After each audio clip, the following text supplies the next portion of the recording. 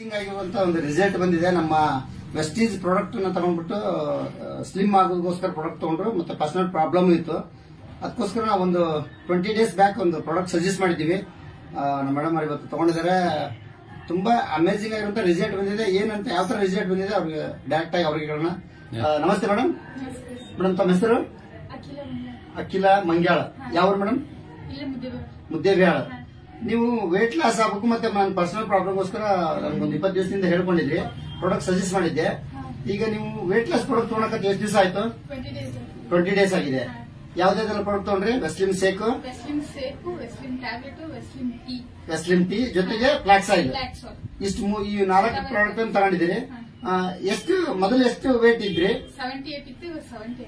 78 ಇದ್ದಿದ್ದು 70 ಕೆಜಿ ಆಗಿದೆ. ಅಂದ್ರೆ 8 ಕೆಜಿ ಲಾಸ್ ಆಗಿದೆ ವಿತಿನ್ 20 ಡೇಸ್ ಅಲ್ಲಿ. ಅದರ ಮತ್ತೆ ಪರ್ಸನಲ್ ಪ್ರಾಬ್ಲಮ್ಗೋಸ್ಕರ ನೀವು ಕೇಳಿದ್ರಿ, ಅದ್ರ ನಾವು ಶತವರಿ ಮ್ಯಾಕ್ಸ್, ಹರ್ವನು, ಈ ಫ್ಲಾಕ್ಸ್ ಆಯಿಲ್ ಜೊತೆಗೆ ಕೊಟ್ಟಿದ್ದೀವಿ. ಅದೇನ್ ಅನಿಸ್ತದೆ ಪರ್ಸನಲ್ ಪ್ರಾಬ್ಲಮ್? ಅದು ಸ್ವಲ್ಪ ಕ್ಲಿಯರ್ ಆಗ್ತಾ ಇದೆ.